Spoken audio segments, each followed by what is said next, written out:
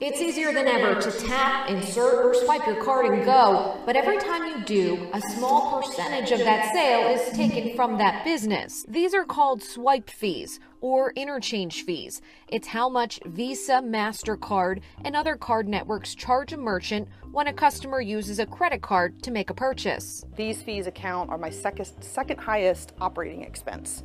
So my first highest is obviously payroll with all of my people, and my second highest is my credit card fees that total almost $100,000 a year. So on average, sometimes it's a flat 10-cent fee plus 2.6% of a transaction. So let's say you're spending about $10, it's about 27 cents, which doesn't sound like a lot, but it adds up for so many small business owners that have smaller profit margins. In the United States, some of those fees are some of the highest in the world. Why are swipe fees in the US 9 times higher than they are in Europe? Why do we have to pay so much just to pay? Well, it's largely thanks to two companies, Visa and Mastercard. But these two companies control over 80% of the credit card market. With scant competition, Visa and Mastercard have faced little pressure to rein in swipe fees. The truth is, for the vast majority of Americans, the best deal might not come in the form of a new piece of plastic, but instead, a new piece of legislation. The bill would require larger banks to offer merchants at least two choices for payment processing networks. Visa and Mastercard can account for only one of those choices, giving retailers options for networks with smaller processing fees.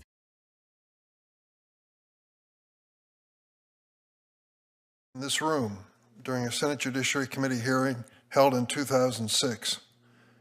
In the 18 years since that hearing, American consumers have been charged a staggering $1.1 trillion in interchange fees. The vast majority of those fees, a total of $797 billion, came from credit card purchases. The remaining $320 billion, less than a third of the total, comes from debit cards. There's a simple explanation for that disparity. In 2010, the Senate voted to include what became known as the Durbin Amendment in the Dodd-Frank Act. The Durbin Amendment capped the interchange fees that card networks like Visa and Mastercard could set on behalf of large debit card issuing banks. This single reform is estimated to have saved consumers $6 billion. $6 billion in the first year after its implementation, and billions more since. I want to salute a former staffer of mine, Dan Swanson, who's here today in the front row. He led me on this journey from the beginning, and I thank you for your service. Thanks for being here, Dan. Free of similar regulation in the credit card market, Visa and Mastercard duopoly virtually prints money on behalf of their big bank partners. In 2023 alone, Visa and Mastercard charge merchants more than $100 billion in credit card fees, mostly in the form of interchange fees. But help is on the way. In July of 2022, I joined my colleague, Senator Roger Marshall, who will speak to us this morning, to introduce the Bipartisan Credit Card Competition Act. Senators Welch, Hawley, Reid, and Vice President-elect Vance have signed on as co-sponsors of our bill. I welcome them to this fight. The Credit Card Competition Act would break the Visa MasterCard stranglehold on the market by requiring only the largest banks, those with more than $100 billion in assets, the only banks that are affected, more than $100 billion in assets, to enable two networks on their cards, and one must be a company other than Visa and MasterCard. In this way, small businesses would finally have a real choice. They could route credit card transactions on the Visa or MasterCard network and continue to pay interchange fees that often rank as their second or biggest expense, or they could select a lower cost alternative. It's something called competition. I have a pretty good idea which one they'll choose. With downward pressure on these exorbitant interchange fees, more money will flow to local restaurants, bookstores, and shops that we all frequent. Where the big banks use interchange fees to pad profit margins of 30% or more, small businesses with tight profit margins, often as low as 3 to 5%, will use their savings to hire more workers, invest in their businesses, or heaven forbid, actually lower prices. No matter their choice, we all benefit. We are joined by a distinguished panel of witnesses who will be able to shed more light on the role interchange fees play. But before I turn to them And to Senator Graham, who will be here shortly, I understand, I want to recognize my colleague, Senator Roger Marshall, Republican senator from Kansas. He is a co-sponsor of the act, and I want to give him a chance to have a few minutes to tell us why you did it. Roger. Thank you, Chairman Durbin, and all the committee members for giving me this opportunity. Swipe fees are inflation multipliers. Let me say that again. Swipe fees are inflation multipliers. Now, I'm honored to join this committee to fight for hardworking Americans and Main Street businesses across America. And today, I urge this committee to choose Main Street over Wall Street, to stand with American consumers instead of multi-billion-dollar corporations. Now, here's the facts. The average American family spends over $1,100 annually on swipe fees. $1,100. In the United States, swipe fees are over 9 times higher than in the EU, 4 times higher than China, and twice that of Canada. Last year alone, the retailers paid over $170 billion in swipe fees. For small businesses, these fees are second only to labor cost, often exceeding utilities or even healthcare expenses for their employees. Meanwhile, the average credit card interest rate has soared to 24%. 24% interest rate on your credit cards, and late fees have added another $14 billion of cost to consumers. When it's all said and done, for retailers and consumers, together the cost is almost $300 billion annually, which amounts to over $2,200 per family. Additionally, Visa operates as a virtual monopoly. At least that's what the DOJ is accusing them of, working in tandem with Mastercard, partnering with a number of Wall Street mega banks, and thus controlling over 80% of the market. Is there anything fair about this? Now, there's some misconceptions being spread by opponents of this legislation, and I'd like to set the record straight. First misconception, that this is a price cap on transaction fees. Nothing could be further from the truth. In reality, our bill does not impose price caps. There's no price caps. Instead, it requires issuing banks to offer a second processing platform, which is not Visa or Mastercard. This is going to create competition in the market, which is currently dominated by Visa and Mastercard. Increased competition will reduce costs, which will then be passed on to consumers. Misconception number 2. The legislation compromises security. The opposite is actually true. Our bill increases security for the bank and the consumer. The issuing bank gets to choose the second processor. The issuing bank does, and they'll ensure that they'll select a reliable and secure platform. Additionally, we exclude platforms like China UnionPay and all other non-US based entities. Our bill will actually enhance security by encouraging the adoption of modern, cyber-safe systems, including end-to-end encryption. Misconception 3, this will harm small banks. As the chairman pointed out, we exempt lending institutions with assets under $100 billion, meaning only 30 of the largest financial institutions are affected. Only 30 institutions are affected. Misconception 4, rewards will disappear. In reality, everyone needs to realize that Visa and Mastercard don't issue the rewards. The banks issue the rewards, and it's a marketing game for them. Rewards programs are a tool banks use to attract customers. That's not went away in other countries that have already adopted swipe fee reforms as well. Misconception number 5. The technology doesn't exist to support multiple platforms. Again, that's simply false. There are dozens of competitive networks out there that routinely process debit transactions, and even JP Morgan Chase recently launched a credit card in France with 2 processing platforms. Now, a quick point. I'm especially grateful for this committee allowing the topic to be debated today. We've repeatedly asked, in fact, begged the Banking Committee to hold a hearing, and they haven't answered our request, and I'll let you all decide why. And then I want everyone on the committee to know this. We did a professional survey of several issues back home. Now, this was not a push poll. It was a professional survey. Over 10,000 people returned the survey. And what were the findings? Not 70, not 80, not 90. 96% of the people on this survey support our credit card bill. 96%. And I have to add, when the opponents of this bill have spent over $80 million attacking myself and the chairman and this bill, that's over twice what was spent against me in a Senate race. You know that you're over the target. let's be clear, whether it's inflation or sales taxes, or in this case, swipe fees, when those go up, consumers ultimately pay the price. The retailers pass those expenses on to consumers. It's that simple. Now, kind of wrapping things up, at my heart, I'm a hands-off, free market capitalist. But capitalism without competition leads to unchecked greed, the exploitation of hardworking Americans, and the erosion of opportunity. Now, I remind everyone that American credit card debt is at an all-time high of over $1 trillion. Unless you feel sorry for these monopolies, Mastercard enjoys a profit margin of over 44% and Visa over 55%. So I ask everyone on this committee and in Congress, why would we stand by and allow Wall Street monopolies to siphon more and more money from our communities back home to enrich themselves? Why wouldn't we, as Teddy Roosevelt once said, try and get everyone, every American, a square deal? When faced with the choice, I'll always side with Main Street over Wall Street and working Americans over monopolistic corporations. Let's all take this opportunity to stand up for the people who get paid by the hour and carry a lunch pail to work. Thank you, Mr. Chairman. Thanks, Senator Marshall. I asked you to keep it at 5 minutes. I think you did that exactly. I appreciate it very much.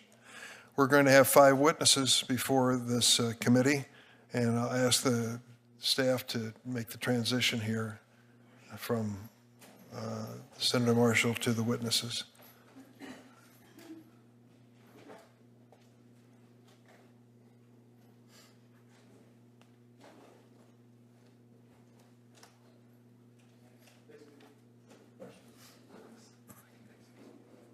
While the witnesses are coming to the table, I'm going to introduce them by reading their backgrounds.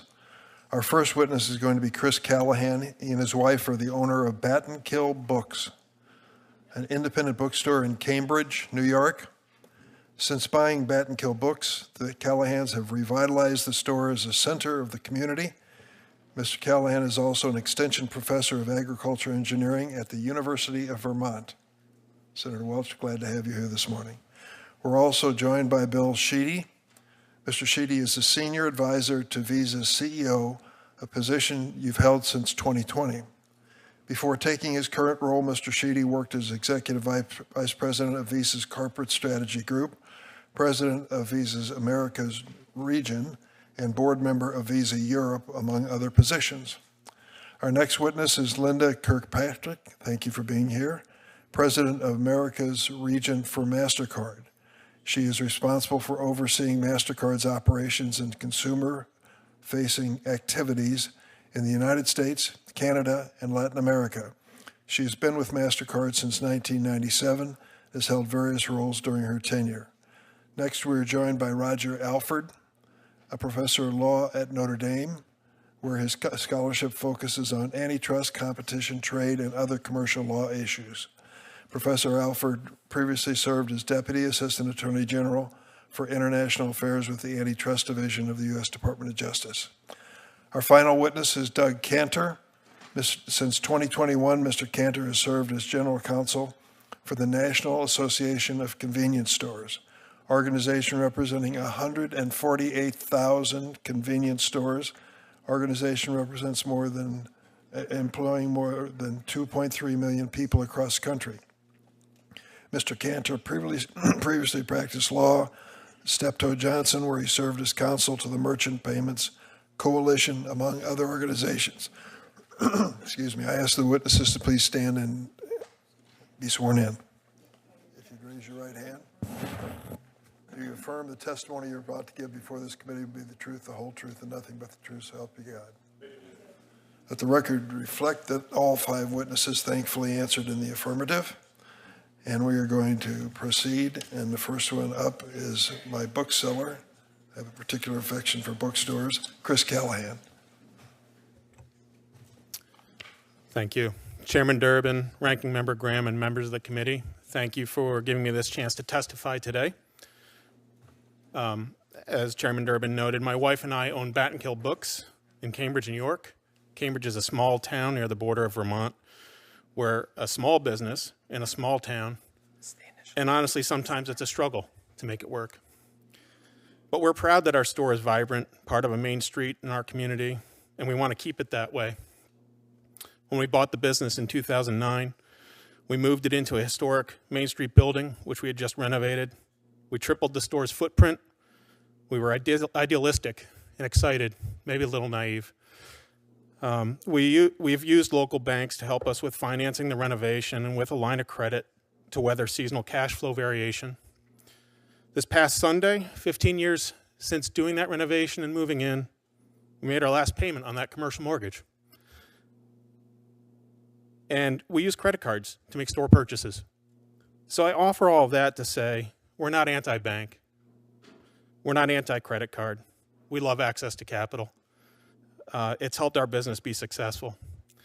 My point here today is to emphasize that credit card swipe fees are a significant burden to all merchants, but especially harmful to small businesses like mine that pay higher rates than our competitors because of the way that Visa and Mastercard set the fees. There are Band-Aid solutions, such as consumer surcharges and baking the fees into our product prices, but the Credit Card Competition Act represents a much-needed solution that would provide a cure for the market failure and improve the payments system for all those involved, including merchants and consumers. While we've seen many costs go up for our business, credit card fees have been the toughest to handle. I'm here to tell you that something needs to change. Main Street businesses like mine cannot take it any longer. When business is fair and the market is free, Connie and I can hold our own. But that is not how it is for credit card fees. The duopoly of Visa and Mastercard fixes the interchange fee rates that the banks and credit unions that offer credit cards charge us. We can't deal effectively with all those banks and credit unions banding together to fix fees, and then Visa and Mastercard add even more network fees on top of that. And those fees keep going up too. All we're asking is for a little competition so we can deal with these businesses the way we deal with our other suppliers. Give us a chance, we'll do our part. If you let things keep going the way they're going, we don't have a chance on this issue. In the past, our credit card fees averaged about 2.4% of each credit card transaction. That's the total amount of the transaction before I pay my expenses. As a co-owner of the business, I can only take profits out after I pay expenses. We aren't against credit cards and we aren't against reasonable fees. The fact is that many of our customers rely on the convenience of this payment method. The issue is that we have absolutely no control over this cost. It's the cost of the convenience, and it becomes a silent tax to us. What's even worse is how the credit card industry's percentage take has grown. So far this year, in 2024, our fees are averaging 3.8%. That jump of nearly 60% is consistent with what we've seen nationally as total Visa and Mastercard credit card fees have gone from $61 billion in 2020 to more than $100 billion in 2023, an increase of more than 60%. Credit card fees now represent our fourth largest business expense after only rent, payroll, and shipping. There have been a lot of big numbers presented so far, and there'll be more. That represents $9,000 to our store, and that's a big number for us. And unlike all our other expenses and vendors, we have no negotiating power to help manage these fees. If I could reduce the amount of swipe fees I pay, it would allow me to hold down prices for my customers, provide additional hours for seasonal staff, improve employee benefits, and put on more local events like our literacy programs and community art projects. Arbitrarily high swipe fees are preventing me from growing my business and better serving my customers while inflating prices we pay for goods, for the goods we sell and the prices we charge our customers. That's why I'm here today. It's why I got involved. Our association, the American Booksellers Association, has been an advocate for change, and we've been part of that. Connie and I know how tough it is for us to keep going with these high fees, and we've heard similar stories from our friends and neighbors who have their own small businesses in our town. The bottom line is I need your help. I'm optimistic we can find a better way. I'm here. Please pass the Credit Card Competition Act. Please create a competitive market for credit cards that gives us a chance to grow and succeed. Thank you. Thank you, Mr. Callahan. Mr. Sheedy? Chairman Durbin, Ranking Member Graham, and members of the committee, thank you for the opportunity to testify today about Visa's role in the dynamic and increasingly competitive payments industry. I'm pleased to share with you how Visa fosters security, innovation, and growth that benefits everyone who uses our network, including the consumers and small businesses that are the driving forces of our economy. For over 60 years, Visa has enabled consumers and merchants around the world to make and receive payments through our secure transaction processing network. We are honored that consumers and merchants trust Visa to meet their payment and commerce needs. Although our future success is far from guaranteed, we compete and earn and re-earn the trust of consumers and merchants every day. To do this, Visa remains focused on two fronts: delivering world-class reliability and security, and staying on the cutting edge of innovation. With respect to security, we have never faced greater threats from bad actors, nation-states, and criminals seeking to commit fraud. In the past 5 years, Visa has invested more than $11 billion in technology, including to reduce fraud and enhance cybersecurity. In 2023 alone, Visa blocked $40 billion in suspected fraud globally. If fraud does happen, Visa cardholders benefit from our zero liability protections. They are not responsible for unauthorized transactions. At the same time, merchants who choose to accept Visa are guaranteed payment on transactions authorized on our network. Visa has also helped develop many groundbreaking security features that are now the industry standard for credit card payments, such as chip cards. And our investments in contactless and token technologies are driving the next generation of commerce solutions and experiences. Another important aspect of our network is that it levels the playing field between large and small players. It allows every community bank and credit union, no matter their size, access to the same payment products and network technologies as the largest financial institutions. Similarly, any small-town merchant or online seller can benefit from Visa's world-class security and fraud-fighting tools to better compete with even the largest retailers and their technology platforms. We are proud to offer an open network that makes it easier for every business to compete. As a result, all consumers benefit. We focus on growing transactions on our network, which we can only do when merchants and consumers successfully and securely complete sales. Interchange is a fee between banks that, if properly balanced, encourages parties to use our network. Visa has no incentive to set interchange fees high or low. Without sales, we have no transactions to process. Visa faces unprecedented competition, including from new entrants and technologies from fintech, big tech, and foreign players. Consumers and merchants can choose from an expanding list of alternatives that do not rely on payment networks like Visa to process transactions. These include digital stored value wallets, buy now, pay later platforms, ACH, and a growing number of pay-by-bank solutions.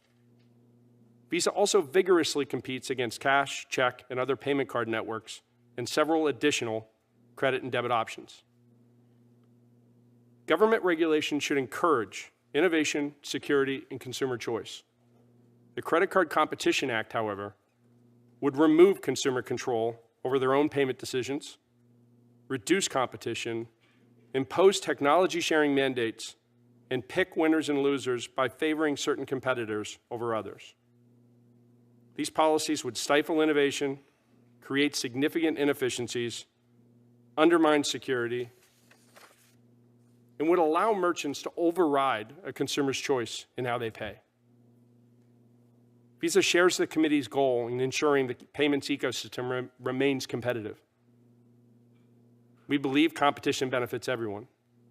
We are proud of the role Visa has played in developing and delivering safe digital payments for consumers and merchants across the United States and the world. I welcome the committee's questions. Thanks, Mr. Sheedy. Ms. Kirkpatrick. Good morning, Chairman Durbin, Ranking Member Graham, and members of the committee.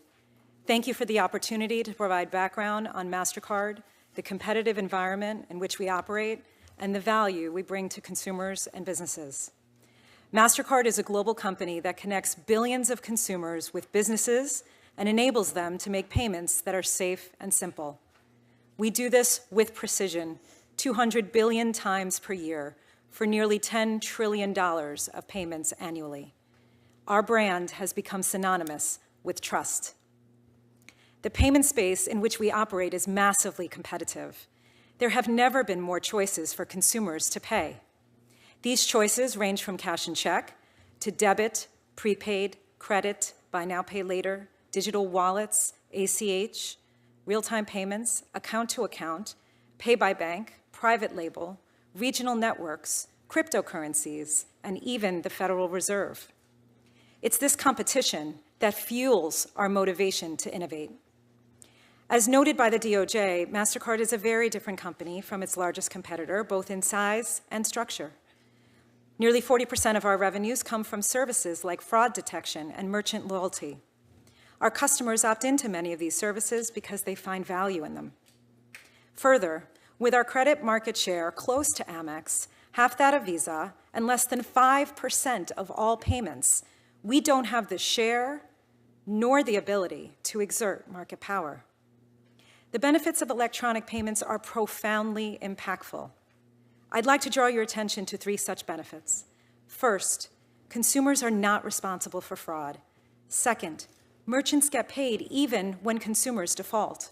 Third, consumers and merchants are protected from attacks before they happen. Let's start with consumers not being responsible for fraud. Last year, 52 million Americans had fraud on their accounts. I was one of those individuals, and I would bet many of you were as well. While each situation may have been different, we share one thing in common. We were not responsible for the cost of that fraud. And thank goodness for that, because the cost of fraud was $18 billion last year. Mastercard's zero liability policy protected consumers from these potentially catastrophic losses. Second, merchants get paid even when consumers default. When a consumer uses their card, the merchant gets paid quickly without falling victim to a counterfeit bill, a bounced check, or a debt that won't be paid. The Federal Reserve reports that 4.5% of consumers default. That will be nearly $50 billion this year. Since 2004, this amounted to $685 billion of cost avoidance for merchants. Third, Mastercard protects consumers and merchants from fraud before it happens. Since 2018, we invested $8 billion in cutting-edge technology like biometrics, cyber threat prevention, and other tools to keep them safe. This comes at a significant cost to us, but it produces real results. Just one of our products, SafetyNet, prevented $50 billion of fraud in the past 3 years alone, and the stakes couldn't be higher. Cybercrime is projected to exceed $9 trillion this year. With merchants generating more than $110 trillion in sales and hundreds of billions of dollars in cost avoidance over the past 2 decades, it's clear the value derived from electronic payments far outweighs the cost. This sentiment is often conveyed to us by the small businesses we support. One such merchant is the Nourish Spot, an all-natural food and beverage shop in New York City. Their owner, Dawn Kelly, tells us electronic payments have allowed her to keep making money online even when her store is closed. And she feels safer accepting cards because she knows her payment is guaranteed. All this value is at risk with the bill. It imposes artificial controls on a system that is working well. It'll remove choice from consumers, erode security, and hurt community institutions and credit unions, the very groups we're trying to protect. Why do we know this? Because we've seen it before. Since debit regulation took hold, debit rewards were eliminated, fees went up, access to capital diminished, and competition was stifled. As the DOJ wrote, debit regulation made it even more challenging for Mastercard and other networks to win business. In summary, the payments industry operates efficiently, safely, and cost-effectively. We've never seen more competition or more options for consumers to pay. We're proud of the role Mastercard has played to protect consumers and businesses in the U.S. and around the globe. I appreciate the opportunity to speak with you, and I'm happy to answer questions from the committee. Thanks, Ms. Kirkpatrick. Professor Alford. Chairman Durbin, Ranking Member Graham, members of the committee, thank you for inviting me to testify today. I look forward to discussing with you the Credit Card Competition Act. I am here as a neutral expert on behalf of no client and with no financial interest in this legislation. This hearing comes just 2 weeks after a presidential election in which voters expressed extraordinary anxiety about the economy. 41% of voters in the 7 swing states ranked the economy as their top concern far higher than any other matter. According to exit polls, 32% of voters nationally identify the economy as their most important issue, and of those, 80% voted for President Trump. If you read the party platforms of both parties, it is clear that both the Democratic Party and the Republican Party are competing to be the party of the working class. Leaders in Washington from both political parties want to find appropriate ways to reduce the price of goods and services. The question is how. When we think of consumer spending, credit card swipe fees are not the first thing that comes to mind. Yet those fees are a surprisingly large part of consumer spending. Last year, the average American spent $1,100 in swipe fees, more than they spent on pets, coffee, or alcohol. And I would ask you, which of those four are you least excited to be paying for? When we think of my message today is simple. Given the importance of the economy to voters in the last election, this legislation should be judged primarily based on whether it reduces the costs of goods and services for everyday Americans. My written testimony outlines the market failure of credit networks and attempted solutions. Although, as a conservative, I prefer antitrust litigation over regulation, this is a market in which antitrust litigation has never resolved the fundamental problems of Visa and Mastercard's anti-competitive behavior. Pro-competitive regulation in Europe with respect to credit networks and in the United States with respect to debit networks have been more successful and may provide natural experiments of what could be done in the United States. Other witnesses here today will discuss the impact of this legislation on big banks and on retailers. I will highlight just a few key points on the likely impact that they will have on consumers. In the current environment of economic anxiety, everyday Americans are expecting solutions from Washington to address inflation and the high price of goods and services. This legislation should be reviewed from the perspective of that, how it will help consumers with goods and services. The key question is pass-through of potential benefits and pass-through of potential harms. Benefits in the form of lower prices for goods and services, and harms in the form of reduced credit card rewards. Merchants argue that high swipe fees hurt consumers because these costs are passed on in the form of higher prices for goods and services. The narrow profit margins for retailers suggest fierce price competition, increasing the likelihood of pass-through. But at the same time, this is true if swipe fees go down.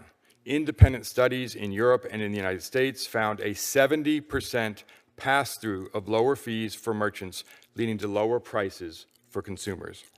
Visa and Mastercard argue that consumers will suffer from this legislation because banks will reduce credit card reward benefits. That is possible, but it seems unlikely. The net profit margins for banks are approximately 30%, among the highest of any industry in the country. And banks have multiple sources of income, including interchange fees, annual fees, late fees, etc. If Mastercard and Visa are correct that this legislation will harm consumers with reduced credit card rewards, then they should also concede the likelihood that it will benefit consumers with lower prices. Why would banks with high profit margins pass through the harms, but merchants with low profit margins not pass through the benefits? Even assuming pass through harms and precisely who benefits from credit card reward programs. The Federal Reserve studied that question and found out that, quote, credit card rewards transfer income from less to more educated, from poorer to richer, and from higher to lower minority areas. Using swipe fees to pay rewards programs is a regressive wealth transfer from the many to the few. Consumer benefits and harms are not all alike, and increasing reward programs does not have the same broad distributional benefits as reducing the cost of goods and services. If pass-through happens on both sides, then the trade-off of reducing the price of groceries for every American may be worth fewer benefits to premium cardholders at the airport lounge. Thank you very much. Thanks, Professor. Mr. Cantor. Thank you for giving me the opportunity to testify today. I appreciate this because what we have and what merchants, including the folks in my association and many others in our coalition, see every day is that there is an ongoing competition policy problem a real antitrust problem that is squarely within the jurisdiction of this committee that affects them every single day. And that is that Visa and Mastercard have formed the banks that issue credit cards under their names into pricing cartels. They each set the prices that all of their bank members charge. They all agree to charge the same thing, and those banks which compete on everything else don't compete on this. That leads to higher and higher fees and higher costs on Americans every single day. If you take a look at it, both Visa and Mastercard in their testimony very openly say they don't set the interest rates that the banks charge to consumers. They don't set the fees that banks charge to consumers. They don't issue the cards. Yet here they set the price to the merchants. It's the one place where there is no competition across those banks. We need that level of competition because the truth is that we all pay it. So for example, in April of 2022, when both Visa and Mastercard increased their fees, we all paid more than $1.2 billion for that increase. In October of 2023, when they again increased their fees, $500 million more for all Americans. In April of this year, when they both increased fees, another $340 million. And I have with me a notice that Visa, even after just being sued in September by the Department of Justice, has scheduled an increase in their fees for January. That'll be over $100 million that folks will all have to foot the bill for. Now, with these fees going up, and you heard earlier Chris Callahan say 60% increase just since 2020, and his fees are up in 2024. We don't even have those numbers yet. This really hits all of us hard, and it hits the lowest income and lowest credit score folks the worst. Federal Reserve economists put out a study a couple years ago. $13 billion gets transferred from low-income, low-credit score individuals to high-income, high-credit score individuals through this system. It's an ongoing problem, and consumers don't know it. Everything about this is hidden from them. They're not aware of the role Visa and Mastercard play. They're not aware of the other processors in the system. They're not given information about the pricing or the fact that there's any fees at all. Wouldn't it be interesting and relevant to consumers when they're getting hit with some of the $14 billion they paid in late fees to be able to call their bank and say, hey, wait a minute, I know you got $1,100 in swipe fees from me. You can't cut me a break on this late fee? Of course it would be relevant, but they're not given that information. And so this idea that there's some consumer choice here that's a problem, consumers are not given this information. They don't have the tools to make this decision and that's on purpose because of the credit card banks. In order for economics and free market economics to work, the folks that actually pay the price and have the information have to make these market decisions. And the Credit Card Competition Act would do that. It's actually very simple. It just says have two networks that work on the card, just like happens on debit cards today in the United States, just like happens in many other parts of the world today, including JP Morgan's recent announcement that they're going to do it voluntarily in France. Great. Then there's actually some price competition between those two networks. The merchant gets to make a choice. And oh, by the way, it's the bank that chooses the two. So everybody's got their choices to be made. The current system simply can't be justified. And frankly, I would even say, with respect to smaller institutions, they are disadvantaged today. The point was made earlier that this helps level the playing field. It doesn't. Smaller institutions don't have the economies of scale that big banks have because they don't issue as many cards, so they have higher costs. By Visa and Mastercard locking in the prices that all those competitors charge, smaller banks are guaranteed a lower margin every time a card is swiped. And you know what? Big banks have taken advantage of that to dominate this market and get most of the market. One last thing I'll quickly say, and there's lots of things to talk about here, but this idea that oh no, Visa and Mastercard have plenty of competition because there are all these new entrants like mobile payment apps and that sort of thing. According to the San Francisco Fed, those mobile payment apps are less than 1% of payments. I hope someday they will be very robust competitors. They're not today. The evidence of what they're able to get away with shows that there is an antitrust problem, and I appreciate the committee looking at it. Thank you. Thanks, Mr. Cantor. Members now have 5 minutes to ask our witnesses questions. I'm going to start. I don't profess to be an expert on anything, except perhaps one thing, airplanes. As a member of Congress, I've spent more time on airplanes than most Americans, and I know a little bit about it. It led me a few years back to conceive of the notion of banning smoking on airplanes. We passed that legislation. Frank Lautenberg was a sponsor in the Senate. But I've come to understand something recently on this issue and airlines that I didn't realize before. It turns out that most of the airlines make more money off the credit card branded credit cards and frequent flyer programs than they do off their air operations. If you look closely at the balance sheet, it turns out that they're not airlines, they're banks that own airplanes. And when it comes down to the profit making, it takes their credit card to lead the way each year, and it means a change in the way we fly on airplanes.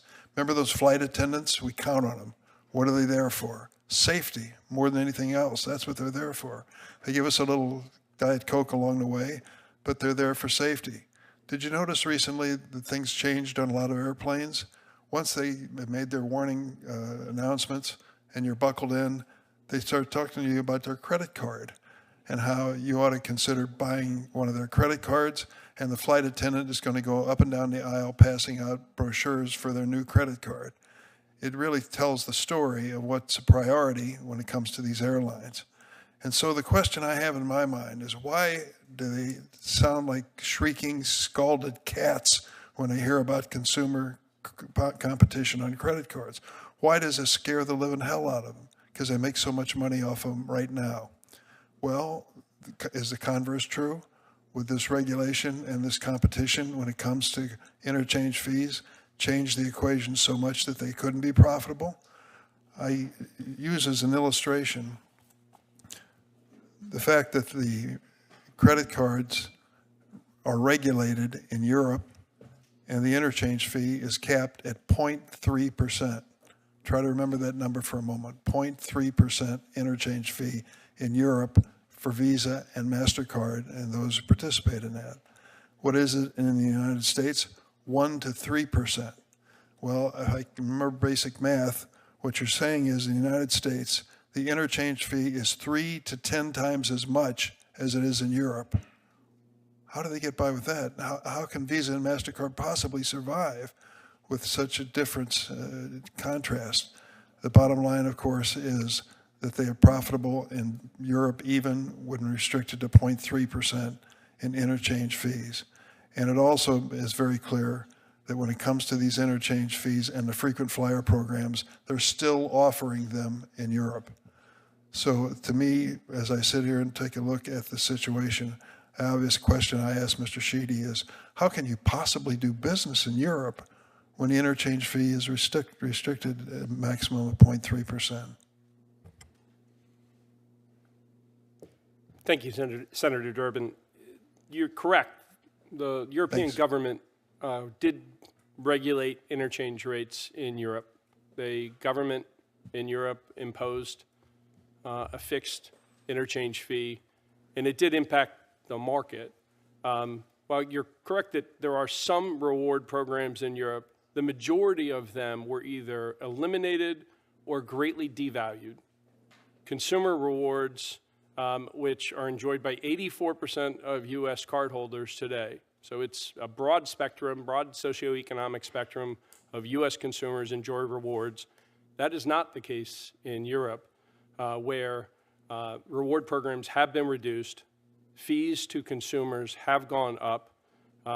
You're correct, the market adjusted, but ultimately we think that those changes that happened in Europe were bad for European consumers and European cardholders. Let me ask you a question about an individual. Show the chart. Are you familiar with Mr. Prabhu? Mr. Sheedy? Yes, he used to be the chief financial officer of Visa. He said, net, we are a beneficiary of inflation. Visa was a beneficiary. How is that possible? I don't think of Visa as being a beneficiary of inflation, excuse me. It's impossible for me to know the context within which Vasant So let me read statement. a larger part of the quote. To the extent that there's inflation driving up ticket size, clearly it's beneficial to us, he said, on behalf of Visa. So net, I mean we are a beneficiary of inflation. So while American families are struggling to survive against inflation, you're doing quite well, as long as the ticket size goes up and your percentage applies, correct? I don't believe that inflation is good for our business or anyone's business. I think a healthy economy is best for the U.S. consumer, U.S. merchants, and when U.S. merchants and U.S. consumers come together and transact, that drives transactions on our network. That's what we want, and that's how we think about growing the business. Well, I can tell you that the CFO of your company, January 27th, 2022, had a different point of view and one that makes more sense. You're in a situation where you're benefiting from the weakness in our economy and the fact that its impact on Mr. Callahan as well as families and consumers. What we're trying to do here is to do something you said you would favor. Competition benefits everyone. Why not some competition for Visa and Mastercard? Senator Graham. Thank you, Mr. Chairman. It's been a very informative hearing, and I will ask simple questions because that's all I know how to do here. So, simple question. The rates in Europe are by regulation, is that right, Mr. Sheedy? Yes, Senator. The argument is that rates are high here because we have a monopoly, no competition. Is that right, Mr. Cantor? That's right. Okay. So you agree with me, Europe doesn't use competition to get rates down, they use regulation. Are you proposing we use regulation or competition? We're proposing competition. That's what's in the bill. And there's no data about what competition does yet, right? Actually, there is, because in many places around the world, they do have that competition on credit cards. So France, Denmark, South Korea, also several of the debit systems, including in the U.S. and Canada, have competition as well. For credit cards? So that's on debit, but in Europe and Korea, it's on credit. So here's my point. We got two systems here. We got a regulatory system that reduces cost to consumers, and Mr. Alford, you say in Europe it actually does benefit the consumer. Their lower exchange fees. The lower exchange fees do benefit consumers with respect to the price of goods and services because 70%. Okay. The question is, if you lowered their costs, would it matter to you, the consumer? At least in Europe, the answer is yes. Can you repeat the question? At least in Europe, the answer is yes. The regulation has lowered costs to consumers. Yes, the regulation in Europe has. And in theory, competition would lower cost here. Yes. I mean, Do you prefer competition or regulation of the fees? I prefer competition, and I think that Does anybody prefer regulation? Okay. Well, regulation can be pro-competitive, of course. Yeah, but I mean, we don't have any. The proposal is to not have a price caps. You know, the proposal is to create competition. Through routing restrictions, so exactly. Senator Durbin's not proposing regulation, he's proposing competition, is that correct? Yes, introducing. And in Europe, they don't have a competition, they have regulation. Yes. And we know in Europe, the swipe fees are cheaper, right? And you tell us, Mr. Alford, in Europe, the consumer benefits. Studies, independent studies have revealed that there is significant pass-through, yes. Okay. And you say, Mr. Shee, that consumers in Europe get less rewards, is that correct? Their fees are higher and they get fewer rewards. Are their fees higher than yours? I'm referring, Senator, to the fees that are being charged by the banks. Wait a minute. No. The swipe fees in Europe are regulated at what? 0.3. Correct. Okay, and what are your swipe fees? The average interchange fee in the United States on credit is approximately 2%. Okay. Again, this is simple. 2% is bigger than 0.3, I think, right? Yes. Okay, thanks. So here we are. What I'm trying to figure out is, should I do a regulatory approach? Because nobody really can tell me what competition is going to do. I know what regulation is done over there. Now what I want to do is figure out, what do you lose if you regulate? So, Ms. Kirkpatrick, what kind of reward programs are offered? You get reward. What kind of stuff do you get through the reward programs? Senator, there's a variety of reward name programs which range from cash back to rewards for travel to rewards for everyday purchases like gas and grocery. Okay, so lower income people can participate in this reward program. Yes, greater than 80% of cardholders in the United States can benefit from these rewards. So, Mr. Cantor, you say that most low-income people kind of don't, they get left out here, right? They pay more in the fees, and much more of the rewards go to the high-income folks. That's according to the Federal Reserve. Okay. Do you agree with that, Ms. Kirkpatrick?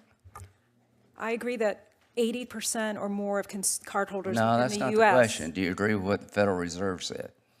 I agree with the fact that rewards are widely No, it's a simple available. question. Do you agree with what the Federal Reserve analysis was? I haven't seen that particular Well, you analysis. need to look at it. So here's my deal. I'm very open-minded to a solution. I generally like competition, except when they're monopolies. The whole idea of regulation is to make sure that in a capitalist society, water is in the bank. It doesn't overflow. I don't know exactly how I'm going to come out, but you're having a hard time convincing me that the fees here are set to the advantage of the consumer. Thanks. Thanks, Senator Graham. Senator Coons. Thank you, Chairman Durbin and Ranking Member Graham, for convening this hearing today. It concerns a fairly technical set of issues that most people don't really have visibility into how it impacts them. They just swipe or tap or purchase and move on. And I'm thrilled that we've got representatives here, both from the card networks and from a small business owner and an organization of small businesses and a professor who's just commenting as an independent, so that we have a chance to hear from both sides of this. As a senator, I've heard a lot from both sides of this. My dry cleaner, small business owner, every single time I drop off my dry cleaning says, can't you do more about these swipe fees?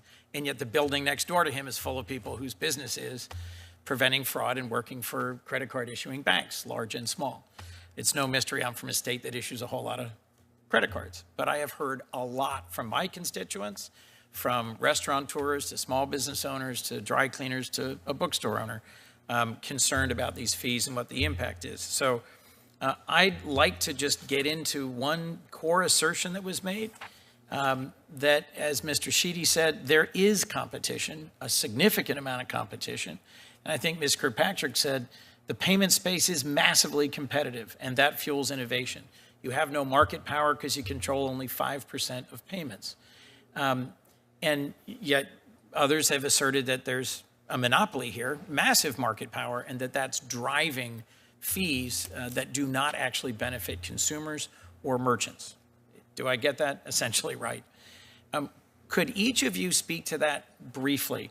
When you say that this is a massively competitive market, I don't know enough about it, but there's a lot of fintech solutions. There are still people using cash, I'm told. Apparently fewer and fewer of them. But there's folks using Venmo and Cash App and lots of other applications that may or may not have a credit card attached to them. What's the benefit? Is this massively competitive? If we followed the approach that this bill follows, what would the impact be to consumers? And my other question, we have tried this before, but in a different way. The Durbin Amendment imposed a cap on debit card swipe fees. Has that intervention in the market benefited merchants, benefited consumers? What's the record? We've got 2.5 minutes. So frankly, is it massively competitive, and what were the benefits to consumers of the previous act?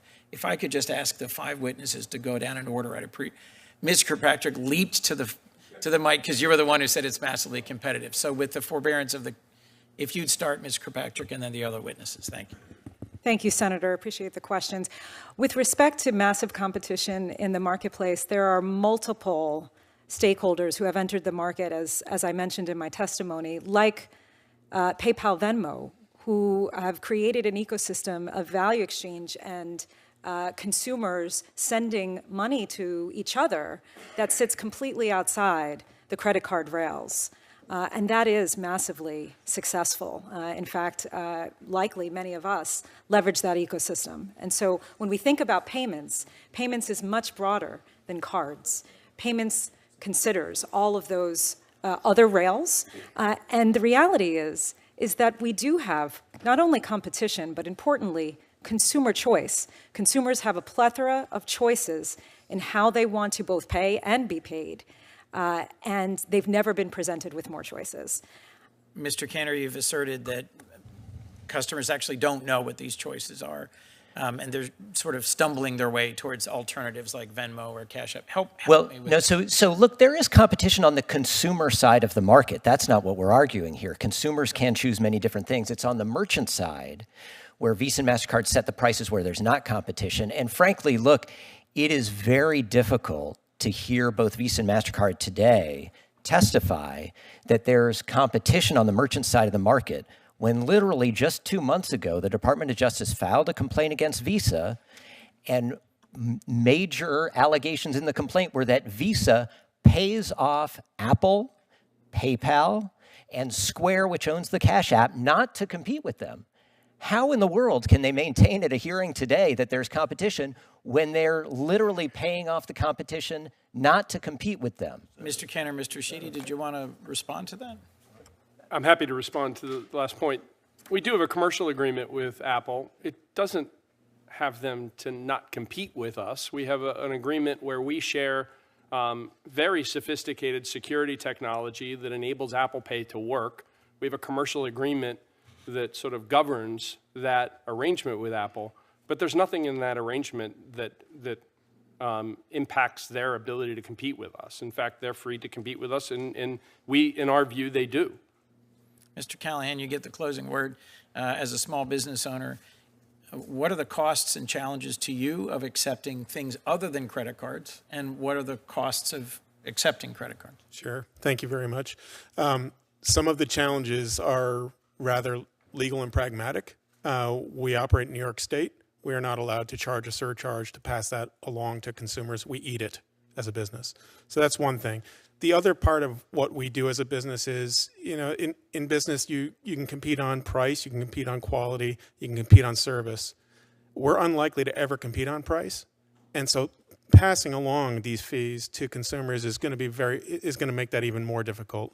We compete on quality and customer service as a small independent bookstore, and that's where we'd rather put our efforts.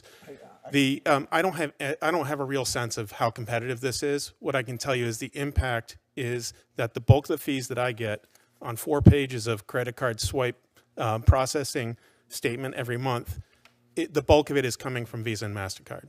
It's not the intermediate handlers and merchant services. Thank you all very much. Thank you, Mr. Chairman. Thanks, Senator Coons. Senator Grassley. Yeah. First of all, I want to put a couple letters from Iowans in the record on this issue. These are real Iowans? Yes, real Iowans. Let's put them in the record. Sure enough. Thank you. I'm leading into Mr. Shee's question. Last time the Judiciary Committee held a hearing on credit card competition, many of you testified before this committee, and I asked your thoughts about the credit card duopoly claims. Now the Justice Department has brought a case regarding antitrust concerns to the debit card market. Despite the passage of the Durbin Amendment, the department judge alleges that Visa has an unlawful monopoly. So further, what you just recently discussed, Mr. Sheedy, how is the credit card market different than the debit card market? Pardon me for coughing. The credit card market in the United States is very different, Senator. First, American Express, who does not operate as a four-party system, would be outside of the scope of this legislation, is a huge player in the U.S. credit card market, very successful, and has defined historically a very high rewards, high feature customer service, and that's something that financial institutions who issue credit cards in the United States have had to respond to. The credit card market in the United States has 4,000 financial institutions underneath the Visa system, credit unions, community banks, as well as larger financial institutions who issue credit cards. When you look at other markets around the world, they are not nearly as diverse. They're much more concentrated in a fewer players. And so I think drawing analogies between what happened outside the United States with interchange regulation and how consumers in the United States would be impacted by this legislation, I think is concerning to us. We do believe that the consumer, when they try to pay with their Visa card, they have expectations about how that transaction is going to be processed and the features and the benefits that they're going to enjoy. And we feel that those benefits and that choice should remain from the consumer. This legislation would hand that to the merchant. Okay, Mr. Cantor, the original Durbin Amendment sought to promote competition among debit card networks. Has it worked? It has. Now, there are some problems with it because, as the Department of Justice has alleged, Visa has tried to evade that law and caused antitrust violations in the process. But it has worked. Fees have been lower. Several studies, including the ones cited by the credit card industry to say consumers haven't benefited, show that consumers have benefited. Happy to have everybody read the studies that they cite as well as the ones we do. The one they cite from the University of Pennsylvania Law Review shows 53% direct pass-through immediately to consumers and lower price. The one we cite, and Roger Alford cited to a study, 70% pass-through. And frankly, the rest is taken up in paying employees more and competing on service and the things that Chris Callahan just talked about. Profit margins for retailers did not go up one iota. In fact, in grocery, they went down. So it's been much better for consumers. And I think this whole discussion of rewards, having a few of the numbers is really key here. And let's just understand, on credit cards, Senator Marshall went through some of this, but from consumers, the banks that issue credit cards get $125 billion a year in interest and fees, $125 billion. From merchants, they get $172 billion a year in swipe fees. Only $41 billion gets paid in rewards each year on $300 billion in revenue. This idea that rewards will go away if you reduce those fees by what's estimated for the Credit Card Competition Act is $16 billion. So now we're at $284 billion combined dollars to pay $41 billion in rewards.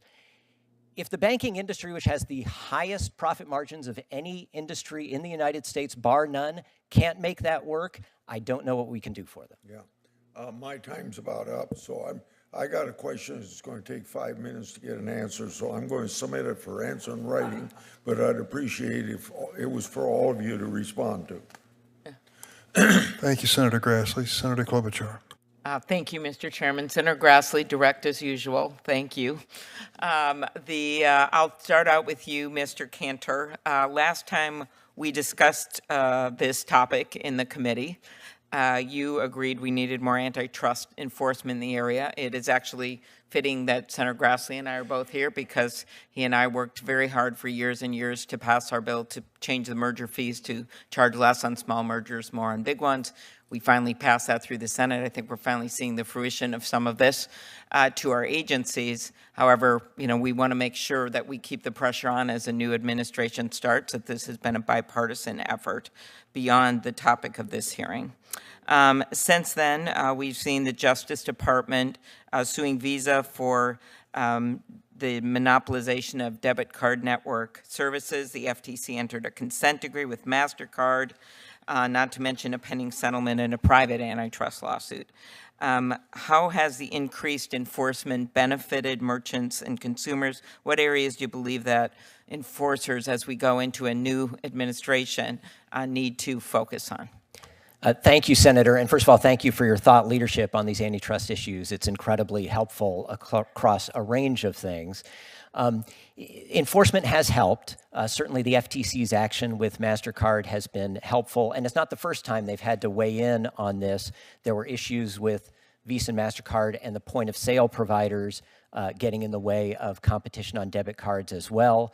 We very much welcome the Department of Justice suit against Visa. Obviously, that has to play out. We'll see where that goes. But I think what's telling here is that the DOJ lawsuit is only on debit cards, even though Wall Street Journal story just after that came out shows much of similar behavior applies to credit cards as well.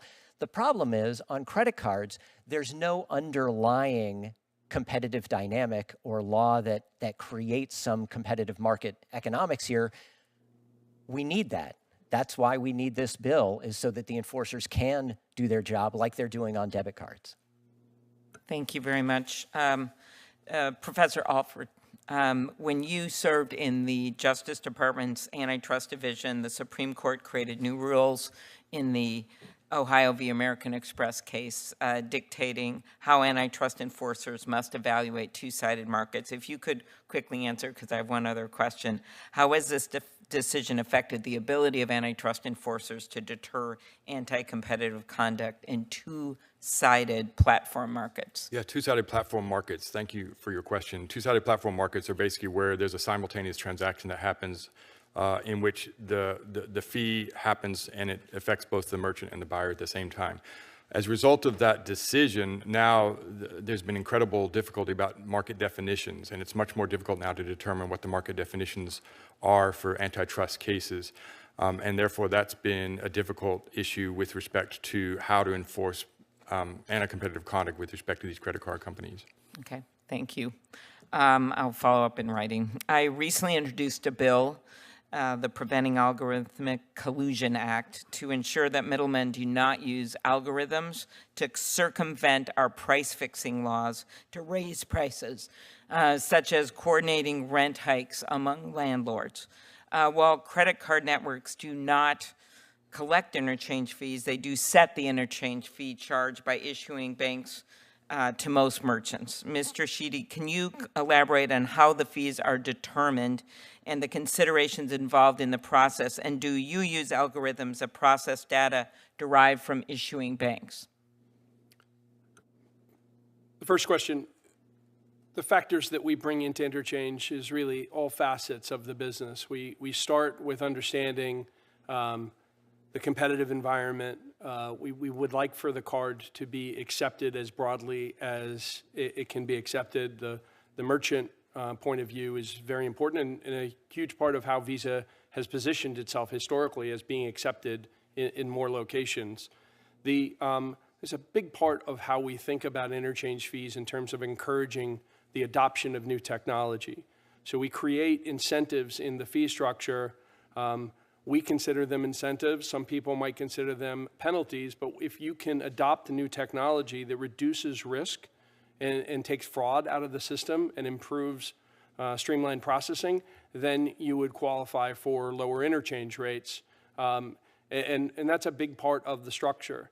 We do spend quite a bit of time understanding the needs of the 4,000 credit card issuers across the United States, all of our clients, the costs that they incur in supporting consumers. And it's very expensive to issue a product and to provide payment guarantee and online customer service, zero liability. All of those things and many more, Senator, get factored into interchange.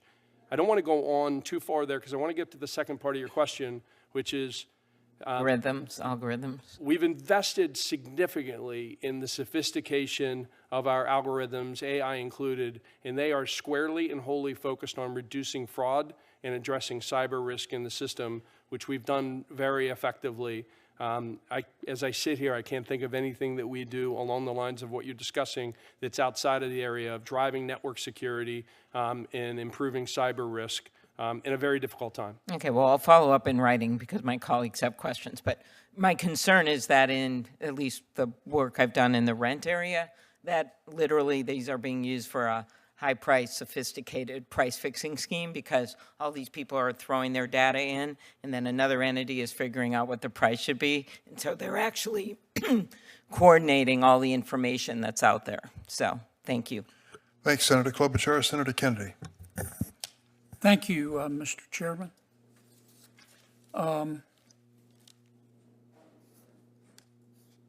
Mr. Sheedy, you are senior advisor to the Visa CEO? Yes, sir. The Visa CEO was too busy to come today? He had a conflict, Senator. He knows that I enjoyed speaking with this committee 2 years ago and that I was looking forward to coming back, but he unfortunately was not able to be here today. What was his conflict? I honestly don't know what his conflict was, but I know he was unable to be here today. But it was more important that he be somewhere else than here. He was unable to be here today. He sends his regards. Send them right back to him. All right. Look, I don't, if we had to vote on this bill today, I don't know how I would vote. But I want to thank the chairman for calling this hearing. I've learned a lot today. I've just got a couple of questions and then an observation. Professor, you seem to be fairly objective here. Congress capped the fees on debit cards. Is that correct? That's correct, for certain transactions, yes. The savings, has it been passed on to the consumer and or invested in the retailer's business? Yes, so the average rate for... Give me, I don't speak Sanskrit. Yes, okay? the answer is yes. I need short answers. Yes. Is that a yes or no? Yes. Okay. And we addressed the issue in debit cards by regulating. We capped the fees.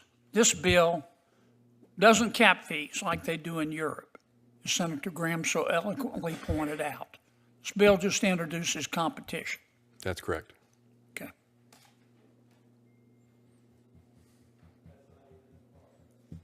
All right. I really came today to watch Senator Hawley and to learn. But here's my observation. I'm going to cede my time to Senator Hawley. Let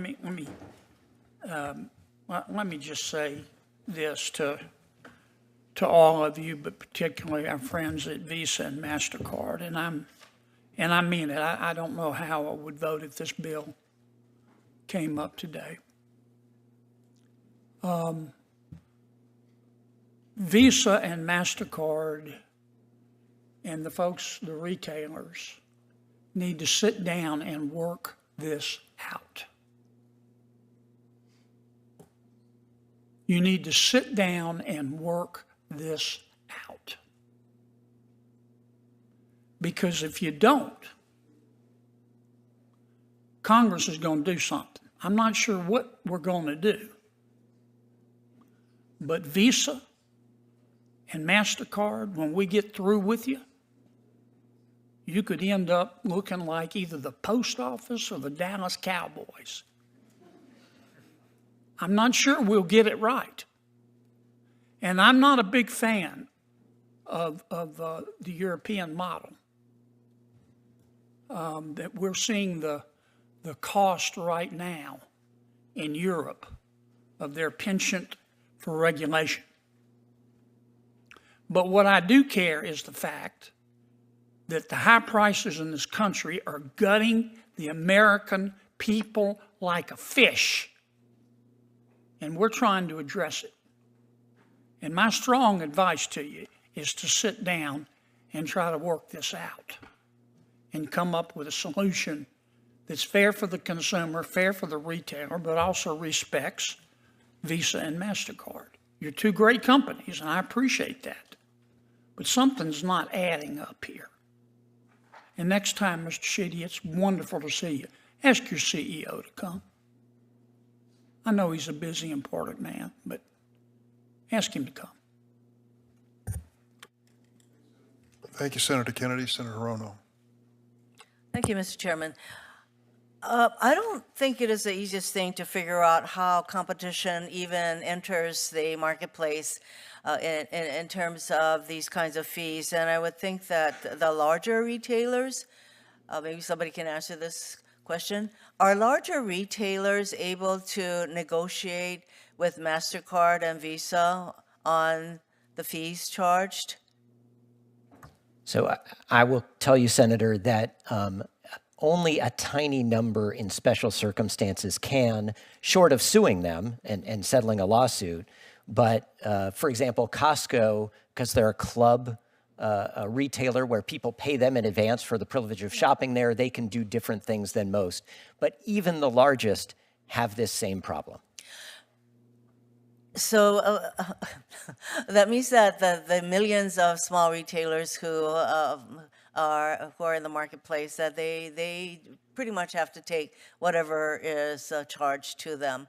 And then any pass on to the consumers, I think that doesn't even happen, even among the large retailers who can negotiate these fees. Now, there's been discussion about the earlier Durbin bill that set fees, caps on debit card fees. Why don't we just talk about setting caps on other charge cards? Frankly, I'm not, and also, I'm not saying that that ultimately either way the consumers benefit. By the way, I think that what we're talking about is how retailers, where competition can enter even in the retailer space. So why aren't we talking about setting caps on regular charge cards and not just debit cards? So the feedback we've heard from members of Congress is that they like taking this competitive approach first. We think it's the lightest regulatory touch to help deal with this problem. Obviously, there's lots of our members who would love for there to be caps like there are in Europe. But as a practical matter, we think this is the best approach at this time to make some progress. We trust the market to work out if we have that actual competition. If the cards are as valuable as Visa and MasterCard say, the price could go up. But we have faith that the market economics will work here. Well, there are a lot of markets where competition doesn't exactly work. Would you agree? There are, when there are market failures, like in this one today, absolutely. So, and even if we were to do this, then are consumers benefited ultimately? They only benefit if the lower fees are somehow resulting in lower product prices. And there's absolutely nothing in this bill that would require any kind of pass-through. We've seen the experience where with 3% profit margins at retail that did not go up post-Durbin Amendment, there was not any more profit taken at all, that 70% of those savings went directly to consumers. As I said, even the study that the credit card industry cites to say consumers didn't benefit, on the numbers says 53% of the savings went directly to consumers. So there's no doubt consumers are saving. There's just a question of how much. There's another study from the Richmond Fed that showed that that more than 15 times as many merchants increased prices after the debit caps went into place than lowered their prices. So I think the research on this is not clear, that putting in caps on interchange benefits merchants, benefits consumers. It definitely benefits merchants, and in some instances, they've not only have not passed on the benefit, but they've increased prices. I do think that there is a concern here about the impact on consumers. Yeah, and I would say that the discussion leads me to conclude that benefit to consumers is not what the results will be, but there is definitely benefit to retailers who will then either have a cap applied or in this case creating some options. And I'm just not sure that there's that much clarity as to how we're going about things. Thank you, Mr. Chairman. Thank you, Senator Rono. Senator Blackburn. Thank you, Mr. Chairman, and thank you all. What an interesting hearing. And I appreciate that you all would take the time to be here. Mr. Callahan, I want to come to you first. I have so many small businesses in Tennessee that I talk with. And, you know, I kind of have this vantage point of having worked with them earlier in my career, watching the movement from in-store credit, chasing bad checks, going through factoring, all of that, which was an enormous expense. And then watching what is happening now when people can simply tap a card. I've also found it very interesting that some of these small businesses choose to limit it to only using a Visa or Mastercard. And so they're predetermining the choice for the consumer. So do you limit the swipes to Visa and Mastercard, or do you take all cards? We take all cards. You take all cards, okay. And then you're a fairly new small business, right? We've owned it 15 years. It 15 existed years. for 40 okay. years. And before that, the people that owned it before you did you talk to them about their compliance cost and how much they spent chasing bad debt? We did not. You did not. You know, I think that might be an insightful conversation because so many of the small businesses I've talked to have talked about how it really is good not to have to take a lot of the bad debt and the returns and those transactions that booted your compliance cost and your loss cost, just kept booting it up so high. I would think that's especially relevant in times like we're in right now. I was appreciative that the chairman mentioned high inflation. I think the American people spoke loud and clear on that. They're tired of this high inflation. But I don't think that that's the underlying cause for the swipe fee issue, Mr. Chairman. I do think that many of the Biden-Harris economic policies have driven that high inflation cost, and it doesn't rest solely on swipe fees. But let's see, Ms. Kirkpatrick, I want to come to you. When you are looking at the cost to consumers and you're looking at what this would do if you're going to demand competition, I want you to give me just one or two harms that would come to American consumers through the CCCA. Thank you, Senator.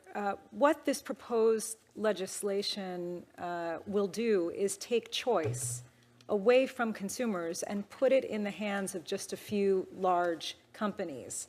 Today, a consumer can walk into a merchant and leverage their credit product. They know which brand they're using, they know which rewards they'll avail themselves of, and they know, most importantly, that it's so safe. It disrupts their process. So the consumer will lose their choice. Yes. And that the choice will be left up to just a few players. Okay. Mr. Alford, I want to come to you for a quick question as we talk about this issue, because, see, I believe this is one of those issues that, and I've got friends in the banking business, I've got friends that are small business owners, and so there's differences of opinions there. And Senator Graham got to this a little bit in talking about the difference between regulation and mandates and competition. And I have always told everybody this is going to be a decision, a business process decision that you ought to be able to negotiate. But I want you to talk for a minute. Let's see if you've looked at what happens as you look at credit cards, but also Apple Pay systems, Venmo, PayPal. I know many companies are looking at the Bitcoin blockchain system to simplify processing, payment processing. Have you considered that into what you're looking at as an antitrust issue? Have you considered that impact, and what do you expect that impact to be? Yeah, thank you. So I agree that you should generally try to trust the markets, and only in situations of market failure. It's usually a good long-term decision. Exactly. So if antitrust litigation could solve this problem, I think I would favor that, but I don't think it can. So the answer to your question is that the credit card transactions have not gone down as a result of these new innovations. It's actually, they're just saying, I think it's 33% of all transactions are done through credit cards. Consumer choice. Consumer choice. And Consumer those choice innovations is a are good thing. welcome, and I think we should applaud those. But we have problems on their end as well. DOJ is not only suing Visa for monopoly practices, they're also suing Apple for their monopoly practices with respect to their Apple Wallet. And Apple Wallet restrictions are significant. You cannot use your Bank of America or Chase app on your phone to basically pay for something. You have to use Apple Wallet because of restrictions that Apple has imposed on the use of smartphone transactions. Okay. Senator Welch. Thank you very much, Mr. Chairman. You know, the concern that I think all of us have to have is the erosion of small businesses in our small communities. They are so essential to the well-being of where we live and how we live. And you're here representing a small business. The issue here is about the powerlessness of businesses. And there's a difference between the bookstore and Visa and Mastercard, by the way, and their capacity to have any control over what their costs are when the well-being and their capacity to survive is beneficial to the citizens in all of our communities. And they're getting hammered constantly. You know, I want to talk to Mr. Sheehy and Ms. Kirkpatrick. You talked about the virtues and the benefits of what is provided. I totally agree. It's good to have security. It's good to have fraud protection. It's good to have merchant confidence that the payment will be honored. That is good. It doesn't justify the rip-off prices. And it's painful for me to have you sitting next to Mr. Callahan. You know, your CEO, what's he make? $23 million in 2023? Is that what it was? Your CEO, $24 million? The information is public. I don't have it at my That's right. Market cap for Visa, 600 billion, 611 billion. Market cap for Mastercard is 478 billion. Yes. All right, so let's go to this question. You're concerned, you said this, Mr. Sheehy, that if there was a lower price, there wouldn't be confidence necessarily that the consumer would benefit. Correct? I expressed some concern, Senator, with the price caps that were implemented. All right, so let's just talk what that really means. You want to have the right to do the rip-off rather than let him get the discount. That's what you're arguing. Who will get the benefit? We don't know necessarily. But if you have 4 gas stations on the corner and one of those goes out there and reduces price by 2 cents, you know what? I think competition then is going to put the pressure on the others. I want to talk about another thing.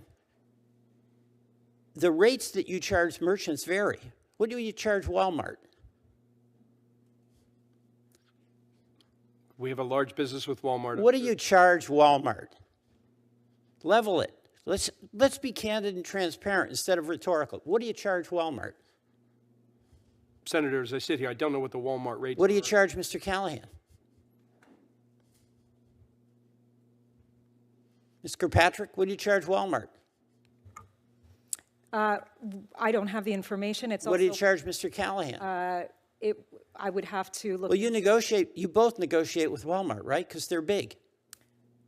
Walmart's a big customer. If Mr. Callahan wants to get the Walmart deal, does he have your phone number or know how to get it and call you up and say, hey, let's make a deal?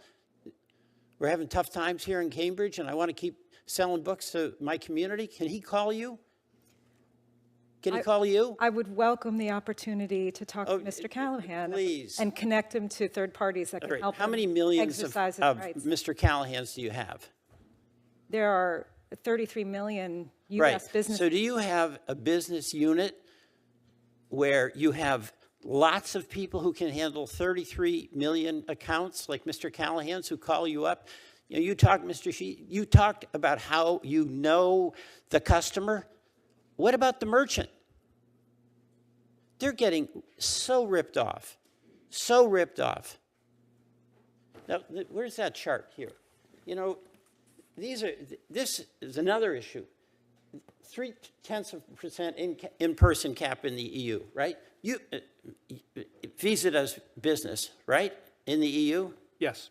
And Mastercard does business in the EU, right? Yes. And all of those wonderful things you described, fraud protection, consumer confidence, you do that in Europe just like you do here in the United States, right?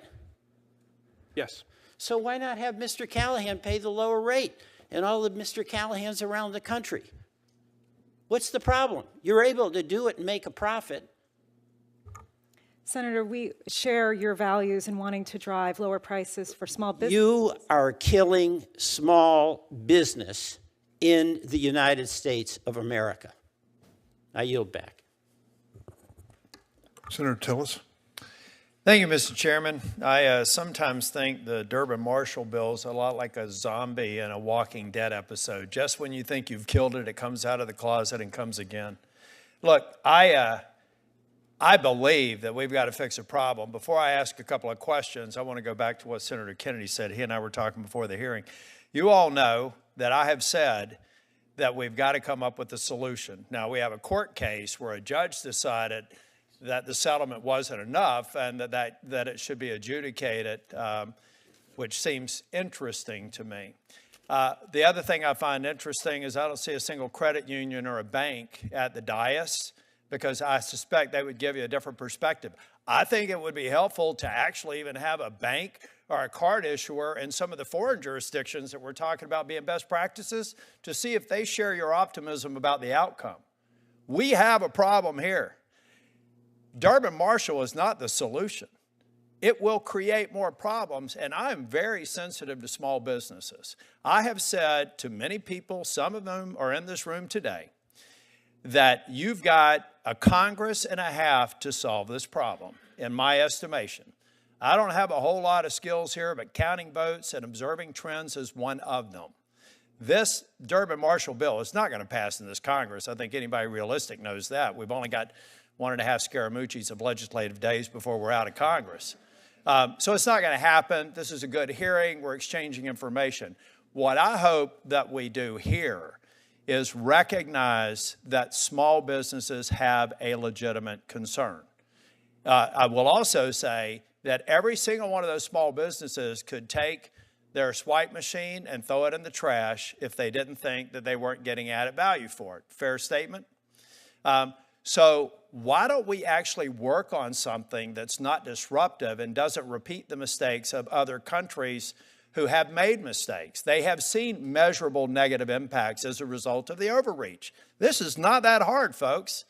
Now, I will say to the industry, if you don't figure that out and make sure that small businesses aren't coming to this hearing and say, we've got something that's sustainable and acceptable, then you're going to get Durbin-Marshall in about, I don't know, I would estimate 1.5 to 2.5 years. If not the next Congress, the Congress after.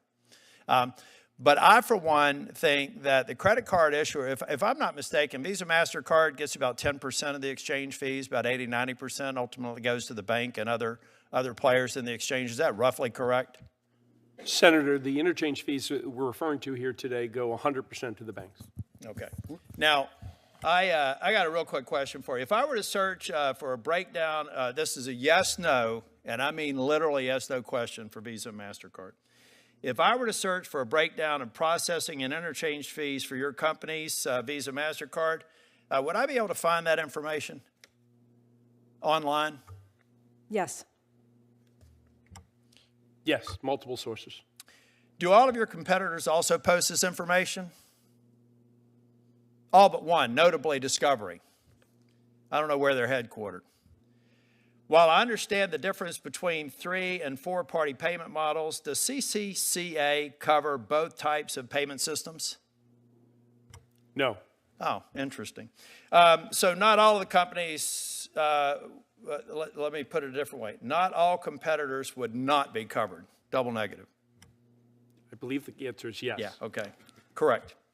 So to summarize, as Visa and MasterCard, your current competitors, one, do not publicly post their interchange fees, right? You all do. They don't. Why wouldn't they not be subject to the same policy we're talking about here? Why would we find a way to take an Amex and Discover and put them in whatever regiment? I mean, would you agree that if we're going to come out with something like this, that there is a valid argument to say that everybody needs to be invited to the party? Given that our market share is largely in line with American Express's, I would agree with that. Okay, close to a yes. Senator. We have other concerns with the legislation, Senator, but I agree with your point. All right. Look, I'm going to, Mr. Chair, I'd seek unanimous consent that I put a number of articles into the record that discuss the experiences in other jurisdictions that have made the mistake of going in the direction of Durbin-Marshall. I'd like unanimous consent to submit to the record. The Zombie Caucus gives unanimous consent. Thank you, sir. Folks, it's serious, all seriousness. I want small business owners over the next 24 months to come in here and say, we'd always like more, but we got a fair deal.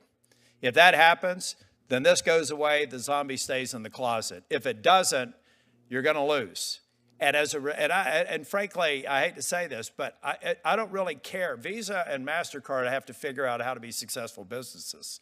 I'm trying to come up with an outcome that solves the problem of the consumers and solves the problem of small businesses. And I believe that you all want to do the same.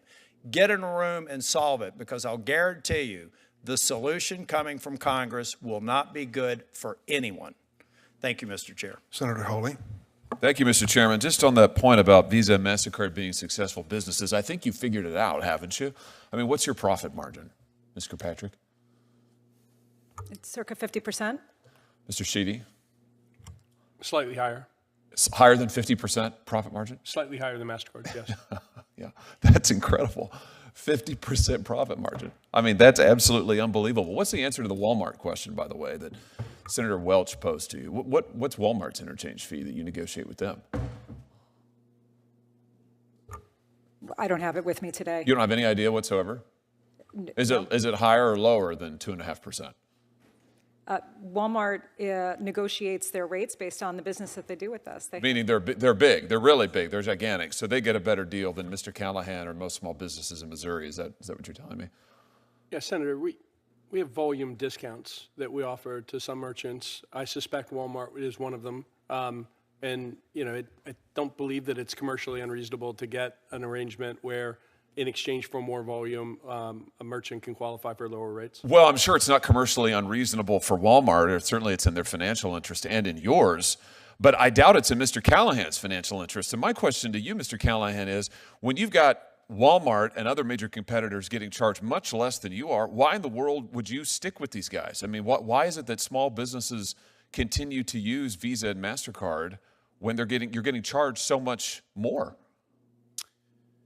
It's in my opinion, it's a matter of convenience for the customer, and customers matter to our business. Maybe is it because that Visa and MasterCard are effectively monopolies? They control 80% of the market. Certainly part of the 80% of the market.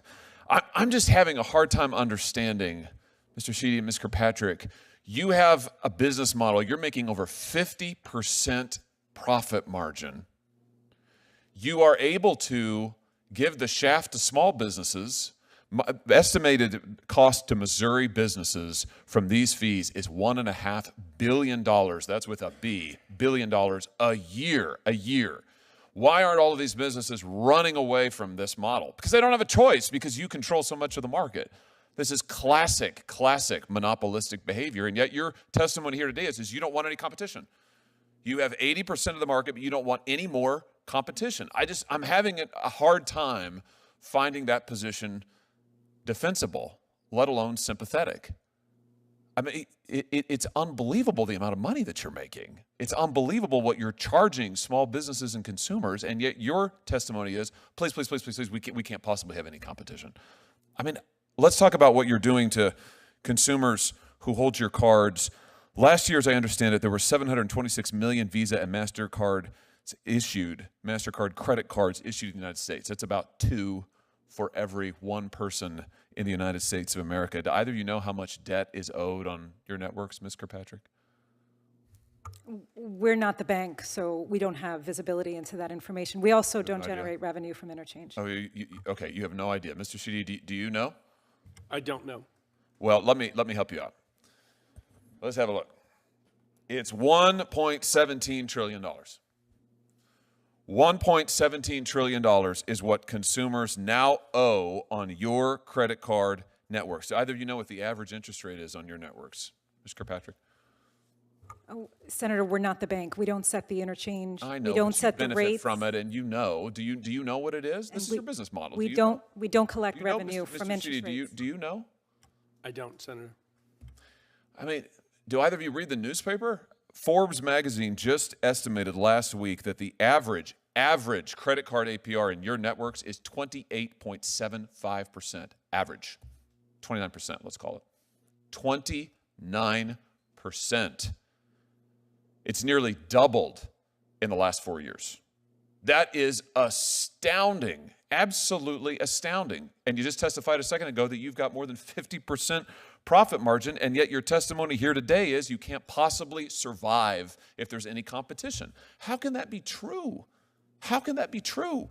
You've got debt like we've never seen before in American history. Your profit margins are as high or higher than they've ever been. You have 80% of the relevant market in the credit card interchange fees that we're talking about, and yet you couldn't survive if there's any competition? What am I missing? That's not a rhetorical question. How is it that you can't do any better?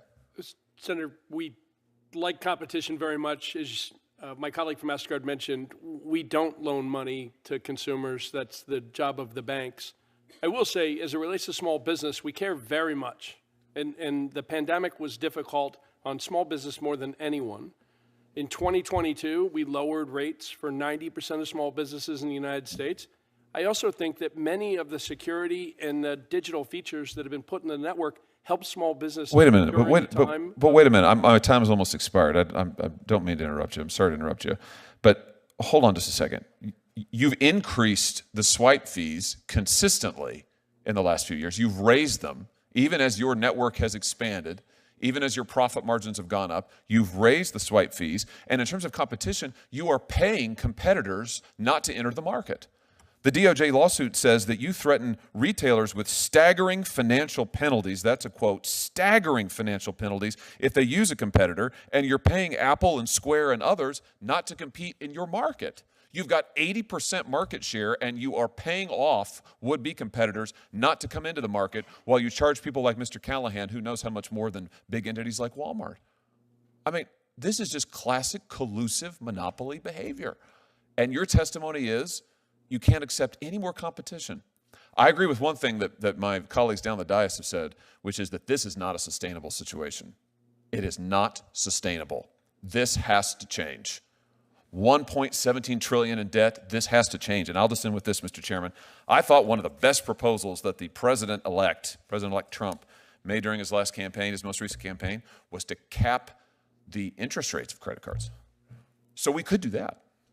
We could do this and that. I think it's a great idea. I don't know why 30% interest rate should be charged on debt like this. I don't understand it. And I don't understand why you won't accept the smallest modicum of competition when it comes to these retailer fees. And I'm just here to tell you, this will not stand. Thank you, Mr. Chairman. Thank you very much, Senator Hawley.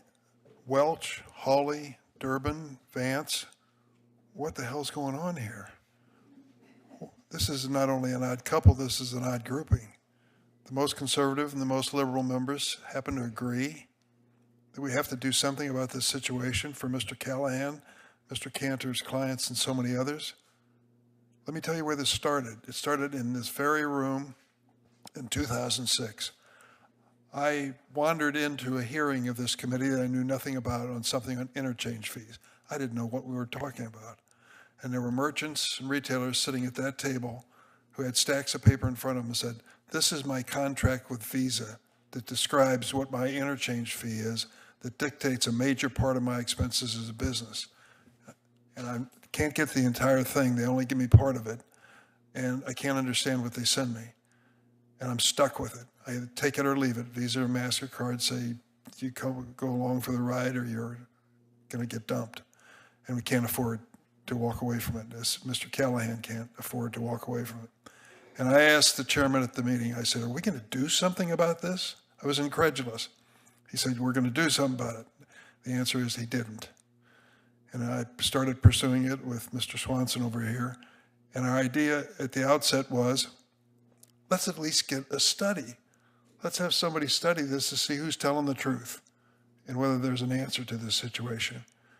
Well, the industry, Visa and MasterCard, went wild in anger at the thought of a study.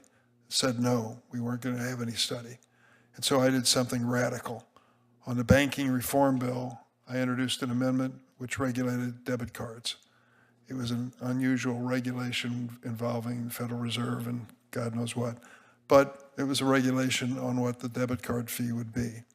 And to my great surprise and their amazement, surprise, and chagrin, it passed.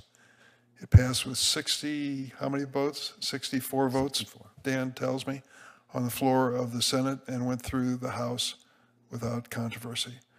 And that's the so-called Durbin Amendment 2010.